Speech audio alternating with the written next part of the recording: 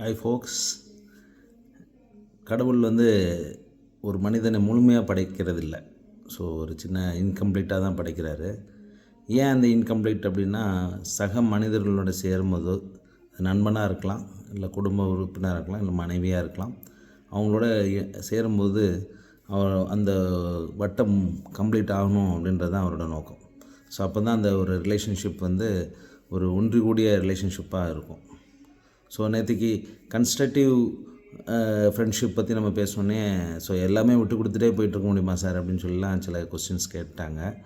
So அந்த விட்டு கொடுத்துதல் அப்படின்றது இது யாரோட வாழ்க்கை அப்படின்றத பொறுத்தது.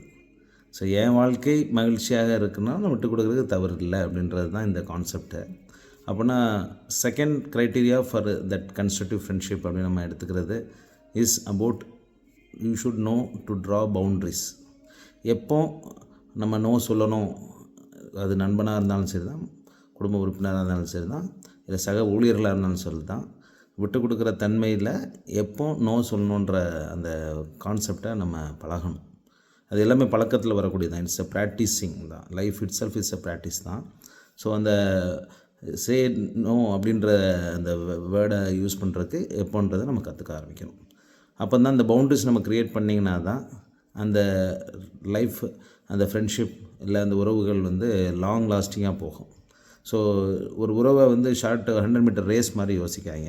ரொம்ப நட்பாக இருப்பாங்க, பார்த்துருக்கேன். ஆச்சா புச்சான்னு எல்லாருக்கூடையும் சுற்றுவாங்க, உடனே சண்டை போட்டு கொஞ்சம் நாளில் பிரிஞ்சுட்டு சம்மந்தமே இல்லாமல் 2 பேரும் பேசவே மாட்டாங்க.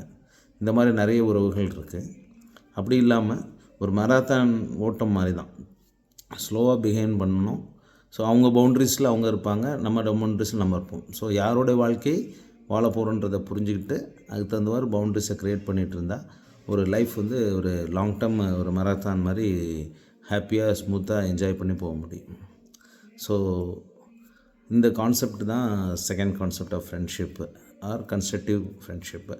So no say no and எப்போ பவுண்ட்ரிஸ் நமக்கு போடணுன்றது கரெக்டாக தெரிஞ்சுக்கணும். தேங்க்யூ.